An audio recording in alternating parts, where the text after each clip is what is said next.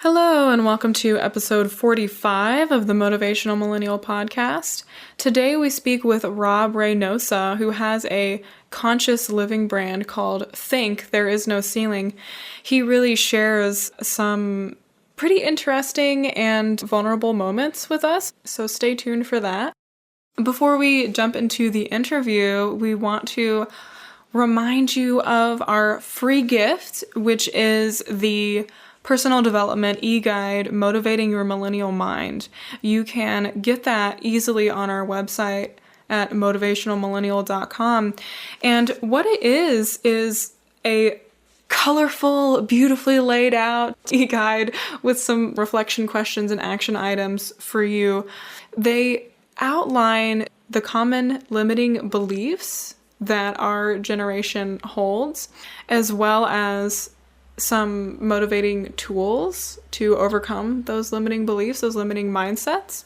So again, it's absolutely free. We put a lot of work and love and energy into it, so we hope that it will benefit you quite well.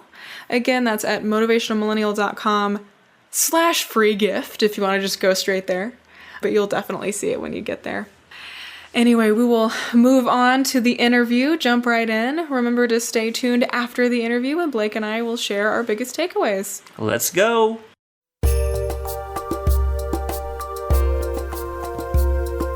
Hello, welcome to the Motivational Millennial podcast, where we talk with inspiring members of the millennial generation who are living life with a sense of purpose and achieving their dreams. I'm Blake Brandis. I'm Ivy LeClaire. Our Motivational Millennial guest today is Rob Reynosa. Rob is the founder and creator of the #1 conscious lifestyle brand, There Is No Ceiling, aka THINC. He is a conscious creator, artist, and visionary who has dedicated his life to helping humanity gain clarity about who we truly are and help us understand and use the infinite power of our minds. Rob, welcome to the show. Thank you. Thank you for having me. How are you guys? We are wonderful, just enjoying life and so happy to be talking with you.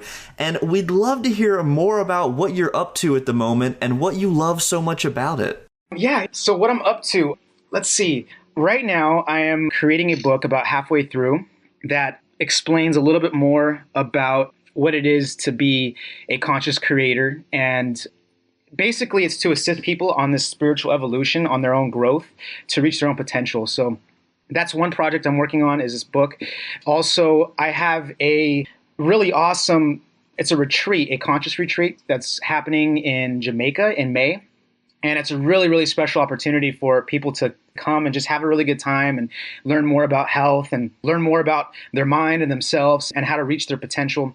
And that's something that I put together with another company. It's called Tomorrow Today. And we're coming together to just really make a special event for people to just grow and to have a good time and to really tap into nature. And I'm actually putting together a course for the people that will be joining me in this beautiful, luxurious villa. And that's my next biggest project that I'm doing right now. So I'm really excited for that. That's awesome. What inspired the idea behind the book and this retreat? Well, from my writings that I put out, these writings come through me. Like, none of it's really pre-planned. And the response that I get from all of the readers, it's always positive. And a lot of them ask me, they send me emails like, hey, how do you do this? Or, hey, would you be a mentor? And after getting these responses now for the past year and a half, I figured, you know what? I should just put something out that will help the masses even more so. And that's what inspired the book, just from all the questions and the responses that I get from people. And I realized that everybody wants to do better. Everybody wants to grow in some way or another. And I feel that because of my obsession with growth and just pushing myself, that I've been able to use certain habits and apply certain methods. And I'm aware that not a lot of people know about, for example, a simple method is visualization, or a simple tool is visualizing what you want for yourself and really seeing it in detail before you go out and do it. And, just really knowing what you want. And so these simple things that I've came across, these simple tools, knowing that not many people know about this, I felt the urge to just write about that, or at least produce content in a book form to get it out there. And what has inspired the conscious retreat is that I wanted to put something together that was not so ordinary, that was extraordinary, and really allow people to invest in themselves and to take that leap outside of their comfort zone. Because, we can all get kind of comfortable being behind the computer screen, taking online courses and whatnot. And what really pushes people to grow is to like get out into nature, to do something different. And I feel that I have a lot of valuable information to share and a lot of knowledge to share. And I really wanted to do something different. And so happened, I got connected through a girl that I'm dating. One of her friends was putting on this first time event in Jamaica. And when I heard about it, I was like, whoa, I have to be a part of this. And then it just kind of started unraveling. And so this is kind of how this unraveled and transformed. So that's what inspired me to do that. Interesting. And could you take us a little bit back to when you got into these ideas around personal development and personal growth? THINC, your platform, has a massive following, especially on Instagram. So could you take us back to how you personally got into these ideas? Yeah, it happened back in about 2011. I really hit a low point in my life, and I wasn't really sure on which way to go. I knew I wanted to do something different. I knew I wanted to change. It was as if like a light switch went on in my head, and I became aware of so much more of life. And I just kind of broke out of the social norm, out of the status quo as far as thinking goes. And I came across a book called The Law of Success by Napoleon Hill. Had no idea about personal growth, had no idea about any of these books. And the minute I opened the book up, I just saw something that really struck me. And that was that mind really has no end, that what we can develop ourselves into, what we can become, there's no limit to it. And that took me down the path of discovering more about our mind and about our potential. But really it came from the desire to change. I was kind of on a bad path before, just going out and partying a lot and just really having some bad habits and destructive habits. And I got tired of that. I got tired of that way of living, and I wanted to do something different. And that's what sparked it, was just that strong urge to do something different with my life. And I guess what they say is that a person's low point is really when they stop digging. Like when a person has reached their rock bottom is when they stop digging. And that was my point. I just wanted to stop digging, and I wanted to do something different with my life. It takes an incredible amount of energy to make that kind of shift and turnaround, because we get into the habit of digging, right? And then it's finally like there being that breaking point, but still it takes a lot of energy and courage to then sort of climb yourself back out of this hole that you've dug. So what was one of the most amazing experiences that you had while you were metaphorically climbing back out of this hole? One of my experiences was I was doing a lot of drugs at this time, going out and partying and drinking. And I really don't put this out there too much. This is kind of a personal story. And I guess I was masking the life that I was living. I realized that I was living a lie. And, all these things that I thought I had enjoyed in life, I didn't enjoy. And basically I had taken on this role, this mask, this costume. And wow, this is like, I really don't share this part too much. This is different. So I realized, I became very self-aware, and I realized that this was not the life that I wanted. And I remember sitting down in my living room and thinking, wow, if I keep going down this route, and if I keep doing the same things that I'm doing, like I'm either going to end up dead or I'm going to end up in really big trouble. And that was the turning point in my life. It was a decision in that one moment where I said, you know what, I want this to change. I want my life to go in a different direction. I'm tired. I don't want this type of life anymore for myself. I deserve better. And it was in that moment, it was like this rush of knowledge or energy. I don't know what it was, but something opened up in my mind. And I saw life differently. And as soon as I saw that, I jumped in. I jumped in that corridor, and I never looked back. So it was that point, that moment in time, that I realized that, you know what, I could do better, and I want better, and I'm going to make it happen. Thank you so much for sharing that story, because you absolutely deserve to celebrate and take ownership of that moment. I'm high-fiving you / hugging you at the same time over here. That's incredible. I actually got really sweaty talking about that right now. That's how you know we're doing it right over here. Well, since you started on your path after that moment in around 2011, what has been the biggest dream that you've achieved so far, and in what ways did you have to grow to achieve that dream? I wrote out a definite chief aim, and I didn't really know what I wanted my dream to become, but I knew that I wanted to do something different and to help people. And so I created this chief aim where I said that I wanted to help people that were going through the spiritual awakening. I wanted to help them find their innate abilities. And I didn't know what that would look like. And what followed that was the creation of my brand of Think There Is No Ceiling. And up until recently, I still didn't know what it was going to turn into and the potential it would have and the impact it would have. And that the brand Think is really about my personal story and my tool that I've used to grow. And so what my dream has become now is to create the largest, most impactful and influential conscious media platform in the world. And on my path to doing this now, what I've had to let go is, or what I've had to accomplish, that was the question, right? What have I had to accomplish? It was, yeah, essentially how you had to grow or what you had to accomplish to get to that dream. Like letting go of past beliefs and letting go of habits that don't work. It was basically like my whole thing is about letting go. And really, it's just identifying what works and what doesn't, and just being real with myself, being 100% real with who I am and what matters to me and following my heart. So that's, I guess, my biggest point on that is just being 100% real with myself. What do you see are the most common reasons that people have a hard time letting go? I would have to say that it has to do with really looking at the ugly parts or the dark parts. Because first of all, that's just to get to the part of letting go, is to see what's there, what makes you up. Another thing is because we get so comfortable with who we are or who we think we are. And by letting go, it's like we feel like we're losing a part of ourselves, or that we have to deal with the pain of that transformation. Because, I mean, every part of growth requires what they call, growing pains. You have to kind of push through and allow things to fall away. And I think from my own personal experience, people are kind of afraid of change. Because, when you change, like you're going to be facing a new environment, meeting new people, stepping into a new world. And like I said, we get kind of comfortable with how things are and we get used to the habits. And so growing into a new phase, into a new world requires you to let go. And that can be scary for people at times. I mean, I'm scared stepping into my dream. There's plenty of times where I have breakdowns where I'm like, oh my God, I don't know how I'm going to do this. This is huge. And I understand it's my ego trying to hold on because Rob, the ego Rob, is like, no, we're cool here. We're comfortable here. I want to stay here, But in order for me to accomplish my dream and to have the impact I want to make, I have to be willing to face everything and to just spread my wings and just to get out there. Wow.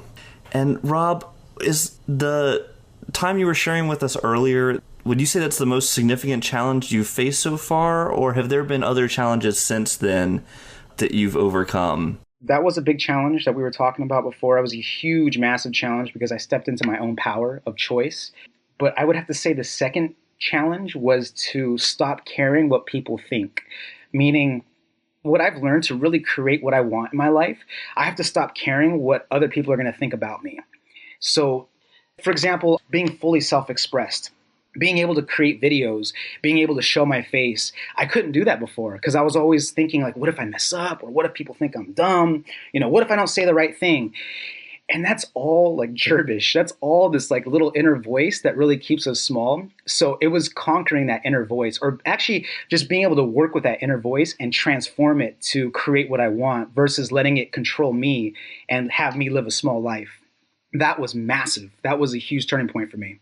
I really love that idea of working with your inner voice rather than, I don't know, sometimes there's like, okay, I hear you, I'm going to let you go over there now and put you in another room or something and focus on something else. So what did it look like for you to work with that inner voice?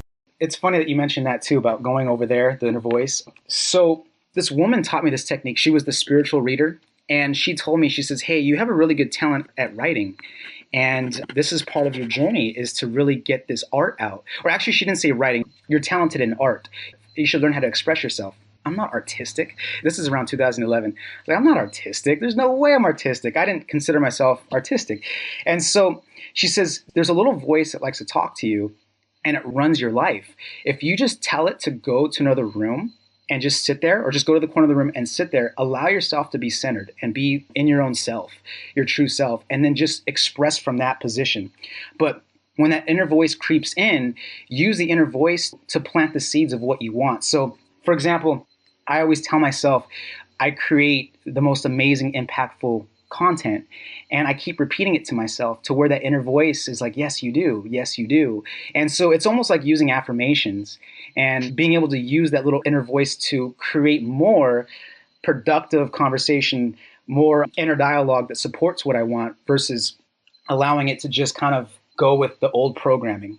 I like the idea that you can conscript the inner voice to be your cheerleader and your champion versus just letting it be the naysayer that's trying to stop you. That's great. Rob, you've already shared some really interesting techniques so far. What advice would you give to millennials who are on the path towards fulfillment and success? I have to say, I think one of the key things is not really pay attention to what other people are doing and pay attention to what's in your own heart. I feel that we've pulled so far away from who we really are by paying attention to everything that's going on in society. And we get kind of, pulled into other people's lives that we see on social media, for example, like Instagram. And I really believe that, you could use these other inspirations for tools to inspire you, but to really focus on what's important to you in your own heart, like really listen to yourself. And one of the ways that I found to do that is through meditation and to really calming down and becoming centered and being patient and checking in with myself. Like I constantly check in with myself and say, hey, is this the next best move? Is this the next best thing? And it's really listening to my own self. My higher self is what I call it. I don't feel like that's getting put out enough, is to listen to that inner voice or that higher self voice. So that would be my advice, is to really listen to your own heart, because that's where all the magic is. That's where all the true inspiration comes. That's where things aren't being forced. It's more of like allowing. You're allowing things to unfold. And that would be another piece of advice too, is allow things to unfold and realize that everything takes time. Also, a baby takes 9 months to grow within the womb. Plants and animals take a certain amount of time to grow into their potential. It takes a dream and a desire to actually manifest, and it takes time for things to come together to bring it into fruition. And so to be patient and to listen to your heart. How do you know that the voice that you're listening to is your highest self and is your heart voice? It always comes from a positive place, and it's more of a feeling, for me at least. It's more of a feeling that I feel in my solar plexus area. It's in my heart. It's just this inner knowing. It takes practice to get in tune with that. And like I said, meditation is one of the most effective tools I've used, and I still use till this day. Because, when you meditate, you really let go of the ego. You transcend the ego, and you're getting very in tune with yourself, with that spiritual self. And the more in tune you are with that, that's how I can hear that inner voice a lot more clear, because it always comes, like I said, it always comes from a positive place, from a reassuring and loving place, versus when I think too much about something, I allow that other voice to come in and start telling me, oh, well, this won't work, or oh, this might not work. But if I just feel it, that's when I always know that, yes, this is the next best move, or yes, this will work out for me. So that's what I have to say on that. Yeah. Yeah, absolutely. I relate to that as well. The sensation in the solar plexus. It's funny because it tells you when it's a good idea and also when it's a bad idea. It's like, don't do that. You got to really pay attention. Oh, gosh. So which of your accomplishments do you think surprised you the most? Like when you look back on it, you're like, holy mackerel, I can't believe that happened. I have to say that it would have to be like my relationships with people that I've created through the brand, THINC. There's been other little accomplishments here and there, but I've happened to receive a few emails from people that in some form or another said that I had saved their life from something that I've written. And there's a guy named Andrew. He's actually from the California area. I'll never forget what he said, but he had mentioned that he was contemplating on ending his life. And it was because of something that I wrote that caused him to look at life differently and realize that he's not his past. That was like, whoa, are you kidding me? Like something that I've written had an impact on someone's life. That's pretty amazing. From somebody that wasn't artistic or didn't think he was artistic has able to do this. I'd have to say that was one of my biggest accomplishments for myself, just because I love helping people. As you can tell from my writings, I love impacting people. That was just mind-blowing. And, that was just the first of many that I've received from people. And that's a great reminder, reflecting on the time when you were on this kind of dark and self-destructive path to having that kind of incredible impact on someone's life. it's such a great reminder to people who are going through something really painful or struggling with something, whether it is addiction or some other challenge that they're facing, that this struggle is helping turn you into the person who can empathize and support and share with other people who are also suffering and come from a really authentic and genuine place. And what I'm hearing from you is like you have so embodied that journey that you're able to share some of those messages with other people that are having this dramatic and transformative impact with them. Yeah, definitely. A lot of people think that because of what they go through, that that's who they are, and they identify, whatever low points they have experienced in life. And I really feel that if you could really just identify those low points and use them as lessons and kind of see them as a gift instead of a curse, you could really use that as your ammunition to make an impact or to do something that's different with your life. So whatever we identify as success or whatever we label as success, we could really use those experiences and fuel them into our expression, whatever your idea of success is. And I feel that's what I've done, was just really, like you were saying, like use those low points and make the impact with those low points. It's a great example of resourcefulness as well, looking around. What do you have at your disposal? Do you have a bunch of bad experiences at your disposal? Great, use those. Oh my God. It's a new definition of resourcefulness. I love it. Exactly. Rob, is there a book or a quote that has changed the direction of your life in some way? Yeah, I have a book and a quote. The book that's really changed the direction of my life, or actually just added so much value to my life, is called The Alchemist by Paulo Coelho. Have you read that book before? Yeah, it's one of my favorites too. Yeah, so good. Yeah, definitely. I really relate to that too, especially when he talks about listening to your heart and how, the heart really is trying to tell you, that this is what you love to do and you should really just accomplish your dreams, and how it really kind of dies off if you don't listen to it. I just love that book. I reread it at least once a year. And the quote, it's a really simple quote. Success is a decision away. And that's the quote. Success is a decision away. And what that means is that in every waking moment, you have a choice to go in any direction you want. And based on what you are facing in life, if you say, you know what, I don't want to experience this anymore, and you cut yourself off, you literally put up a wall and say, this isn't going to happen anymore. You turn your back to it and you look towards where you want to go. And in that moment, you can really live your life successfully every single day by making the choice of this is what it's going to happen, or making that decision, this is what's not going to happen, and this is what is going to happen. And it's just a decision away. And when I heard that, I was like, no way, this is crazy. This is it's too easy. Why does it seem so? So that really just. Yeah, that's so true. Yeah, it is true. It's crazy though. But I mean, it really is. Success is a decision away. And it's something that I say to myself every single day, remind myself, I can go to sleep early today and not do anything and not work on my goals, or I can make this decision right now and put in the extra couple hours to create something. Well, it's true. When we have a lot on our plate, or we feel kind of overwhelmed, or we feel stuck, it can be so empowering to make a decision or a commitment to this one path, because what happens, like you said, is there are things that through that commitment or decision you are saying yes to, and then there are things that you will automatically have to say no to, and it kind of frees you up and makes you feel like you have a little bit more space there, for sure. Yeah, definitely. That's actually something else I've been learning too, or at least learning how to apply that, is saying no, because there's a lot of opportunities that keep coming up, and some of these opportunities aren't aligned with my vision. And that's actually something I was just recently getting into and getting coached through also, was, as you learn to say no, or as you say no, it's really you're saying yes to other things. So you're so on point with that. That was perfect right there too.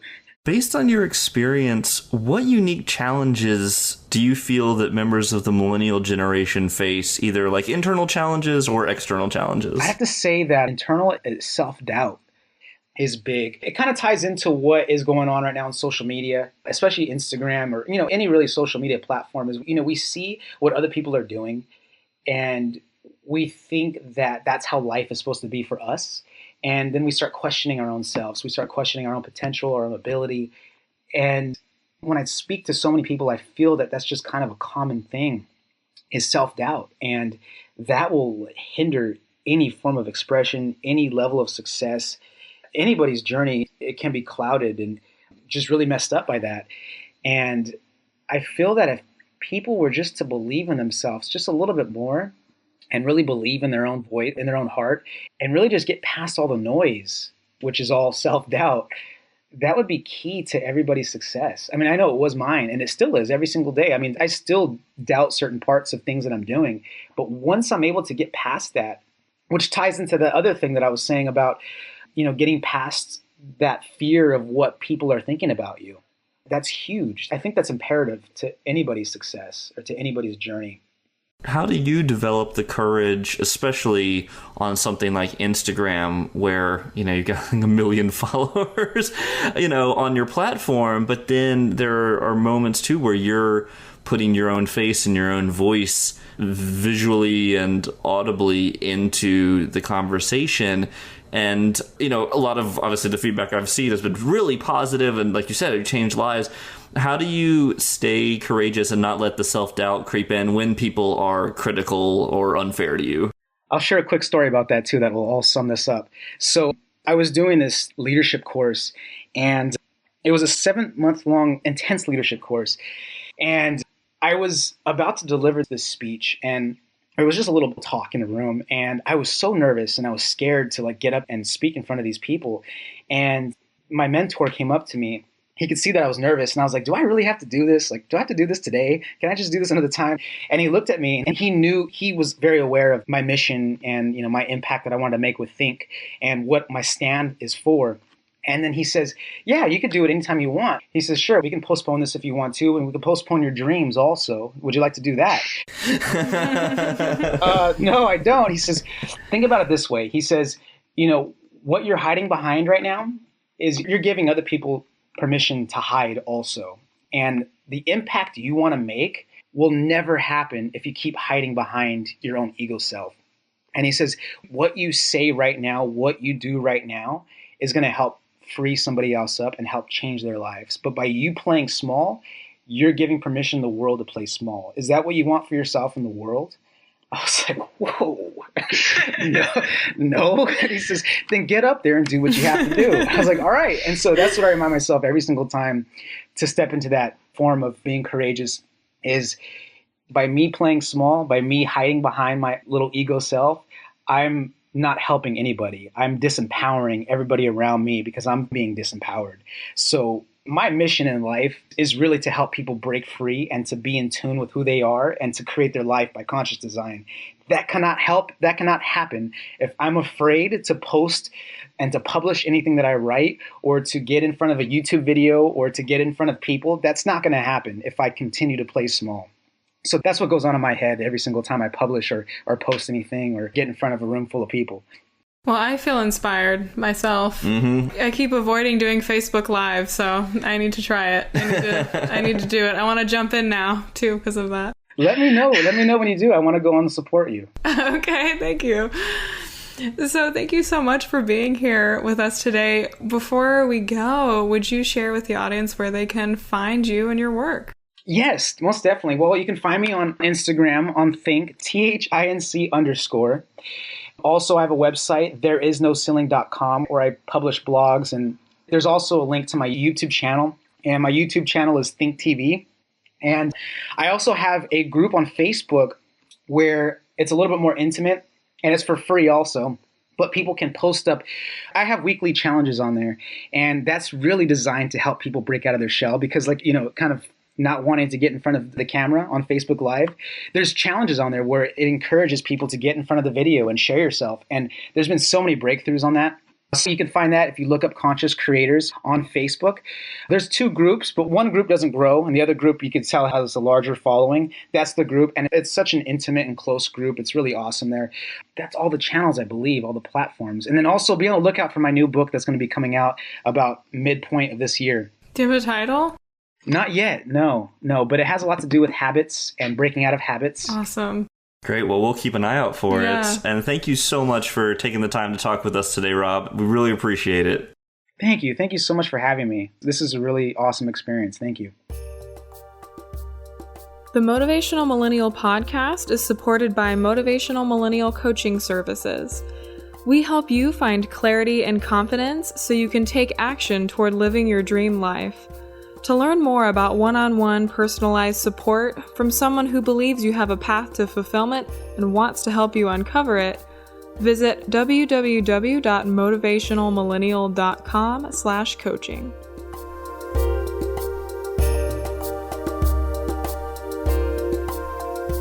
Hello and welcome to the after show for our conversation with Rob Reynosa. Hashtag no ceilings. Hashtag there's no ceiling. Wonderful. Well, that's the Lil Wayne mixtape. No ceilings? Yeah, the first time Rob and I talked, when I found out he was running this platform, There Is No Ceiling, I was like, whoa, dude, do you also like the Lil Wayne mixtape entitled No Ceiling? He's like, yeah. He's like, that's totally my jam. Oh my gosh.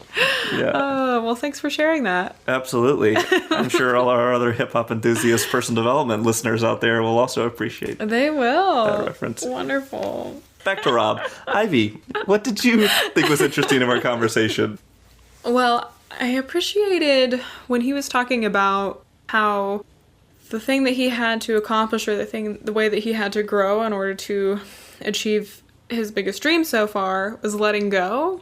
And I thought this was a really interesting perspective on growth and transformation, that at the basic level, there is a letting go in that process. Mm-hmm. And I appreciated, too, this concept of honesty for yourself, like being able to look at, as he said, what is working and what isn't working. And then he also talked about looking at the ugly parts and being able to really witness them and understand them so that you can let them go. I think sometimes we have a tendency, or at least in my experience, having a tendency to want to avoid thinking about the things that are growing areas for us, or bad habits that we have, or mistakes that we've made. And I think that comes from having some shame around them. Mm-hmm. So because we're holding on to this shame, or because we are upset that we aren't a certain way, it prevents us from being able to actually move forward. And it's like, I don't know, I think a really basic example of this might be like if you're wanting to have a better diet and exercise more, and you start on this path, and then one night, because you're thinking about like all of the crazy pies or ice cream or whatever the heck it is you eat on a regular I'm all basis. about those crazy pies. But sometimes, you start on that path, and then you're like, oh my gosh, I really need to have a piece of pie. And then you have some pie, and then you're like, oh my God, I had this, and now I feel really bad about myself. What's the point? Screw it, I'm just going to eat this entire thing, and just ignoring it. And, rather than looking at it and saying, oh, okay, so, there was a little bit of a stumble, that's okay. I really love pie. I gave myself that. Now I'm going to move forward. But I think when we get into the trap of beating ourselves up and not being able to look at quote unquote the ugly parts, or look at be honest with ourselves and have that self-compassion or non-judgment around, it can prevent us from being able to let go of those old patterns or old beliefs of ourselves and move forward. Yeah. You don't want to give the pie power. You want the pie to power you. No, you're right. I think it's the difference between fact, this thing happened, next step equals whatever, and fact, this thing happened, story equals I am a terrible person, more second helping of judgment, please, piling on. You like that? Piling on the judgment? Yeah, I'm picturing a giant pile of pies. Yes. Judgment pies. The saddest pies. Anyway, no, that's true. I think separating the fact, or as I call it, the situation from the story is really helpful.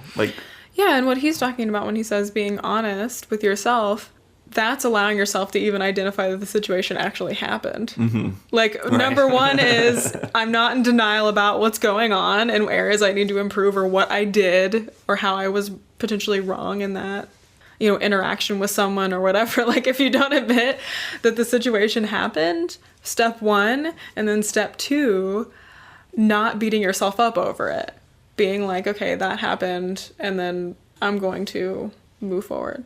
Yeah, and recognizing, I think, from an objective perspective, that becomes a pattern, right? So once you've identified, okay, at 10 o'clock every night, I eat the pie because the pie is in the refrigerator, then rather than being, oh, I'm weak, it's like, no, it has nothing to do with how weak you are. I mean, only in the sense that, like, if there's pie in the refrigerator, your tendency is to eat it. But rather than saying that's weakness, just saying that's a condition. Like, that's a cause and effect. It's like, if there's pie in the refrigerator, the chances are I'm going to eat it. Therefore, no pie in the refrigerator equals no eating it. Which is one of the hardest things to do as humans, because we love pie and pie equivalents in our lives. Because we have a story, oh, when I am sad or stressed or frustrated, the pie will save me.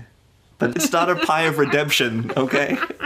It's just a pie. Yeah, it's kind of giving us some respite from stress for a little bit, but it's not a permanent solution. But I mean, I also think that this really applies to maybe behavior where we have said something terribly horrible to someone, or, we got into a fight and said something we didn't mean to say, or we regularly have road rage and flip people off or something. I don't know. But like, being able to look at that and be honest and say, okay, that's actually not the most healthy thing I could be doing, and recognizing where you have room to grow and room to improve, then not beating yourself up over, gosh, I'm a horrible person for doing that in the first place, because then you kind of just hold on to this whole identity and it prevents you from just letting it go. I think the acceptance lets it go. So what about you? What was your big takeaway? I really liked when Rob was talking about how he was nervous before going up for a presentation, and his mentor was saying, you could just not give it, but then what message would that be sending to all the other people, that if there's something hard out there, that they should just not go for it?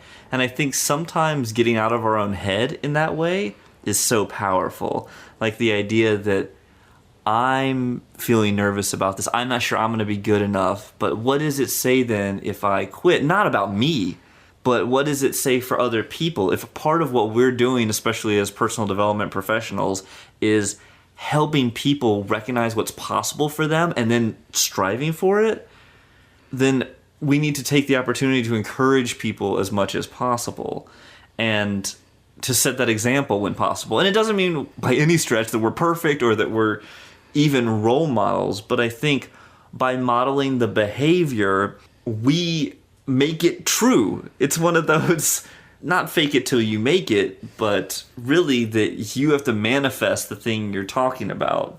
Does that make sense? Well, yeah, and part of that piece that I remember too is that the person said to him, are you going to give up on your dream too? Mm-hmm.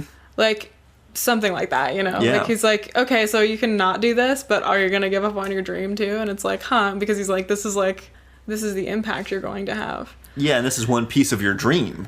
Yeah, and I think, to your point, it's not just about us as personal development people. It kind of adds this whole layer of, I think that's like a little bit of a layer of expectation that we might have on ourselves as personal development people. Is like, as personal development people, we should especially be doing this. But I think it's important for all of us, because the thing is that everyone wants to be more, grow more, be more fulfilled. They may not have the exact same idea of what that means. Being more could mean gardening more often or getting a big promotion.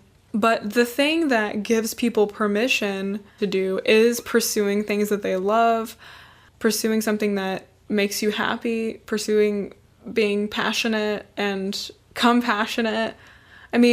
When you see someone who really freaking loves gardening, and you're like walking by your neighbor and they're out there and they're like, look at these amazing flowers that I, have tended. And you're like, oh, it's so great. And like, you are inspired by them caring about something and loving something. So I don't think it only applies to, I'm not implying that you were saying that it only applies to that, but I think it's really a valuable practice for anyone or for all of us to know that we really affect. The more that we let our light shine, it gives permission to let their light shine too. And that may even just mean smiling at people. It feels kind of awkward, especially in like really busy city situations, to like smile at strangers sometimes, but like secretly you kind of just want to smile at people. Yeah, or or encouraging people in the workplace or people, say, in your family or your friend group to talk about the things that they care about or that they're really interested in. Yeah. Because so often I think people feel kind of nervous or like no one's going to care about my thing, whether it's movies or video games or race cars or books or something. I mean, one of the biggest gifts I think we can give people is to be genuinely interested in the things they are genuinely interested in. So one of the things I love to do when I meet people is find out what is that thing they're really passionate about and get them to tell me about it. Because I'd rather have a conversation about that thing that they really care about than me talking about something I really care about just to hear myself talk, So I think the encouragement, though, is really important there because it only takes one or two times for people to hear or even imagine that other people don't care about the thing they care about, for them never to talk about it again or even to do it again, especially if it's new, like someone who just started doing art, for example, and like, oh yeah, I'm finding out about these paints and stuff. It's like, oh my gosh, that's so silly, but like good for you or whatever. I don't know. Yeah. I think it can be really easy to shut people down. And so I like what you said about giving people permission and encouragement to pursue the things they really enjoy. Yeah, and to your point, that doesn't just have to look like you always pursuing the thing that you love. That is a really great way to encourage it in others, but also just actually encouraging it in others, like verbally, because I think sometimes we get confronted when we share things we really care about or that we're working on, and like in that moment may not have a lot going on in their perception of their lives or maybe going through some rough times. And I think I just know that for myself, no matter what I'm going through, no matter what hard challenge that I'm experiencing, no matter what loss I've had, I don't want people around me to feel like they can't share their happiness because I'm going through that. Mm-hmm. I don't want people to feel like just because I have hard stuff going on means that they should feel bad for having good things going on.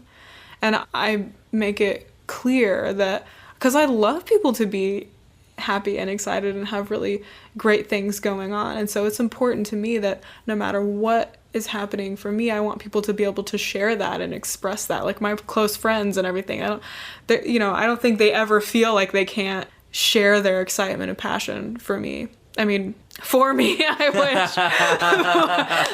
I mean, that too. I meant with me, not for me. Freudian slip. Friends, you can all share your passion for me. Please feel like you can share your passion for me at any time. They all know that. You can. That was amazing. Well, that is a happy, encouraging note to leave us on, I think. Oh, share your passion for other people. That's right. Share your passion, share your pies. 3.141592654. Anyway, we don't have to recite all the digits of pi. You don't know them. I know it's like 10 decimal places or whatever. 10's pretty far. Yeah, but anyway. Because it's just infinite. I know. You would just sit here literally say. There are infinite pies. That's really... There's no ceiling. Oh! Bringing it home. Anyway, well, thank you, Rob, for sharing such personal and insightful wisdom with us. Thank you, awesome Motivational Millennial podcast listeners. We love you. We do, and we're passionate for you. We want to share our passion for you. That's right. We are. It's genuinely true, though. Anyway, we look forward to catching up with you next week, and don't forget to be awesome. For show notes and upcoming guests, or to learn more about Coactive Coaching, the blog, and our other awesome offerings, visit motivationalmillennial.com. Keep in touch with us at facebook.com/motivationalmillennial. We'd love to hear from you. Shoot us an email with your thoughts, comments, and suggestions at podcast@motivationalmillennial.com. And tell us who you might like to hear from, or if you think you or anyone you know would be good for the show. The Motivational Millennial podcast is edited by Christy Hostler and Team Podcast. Our theme music was composed and performed by Blake Brandis. Have a great week, Motivational Millennials!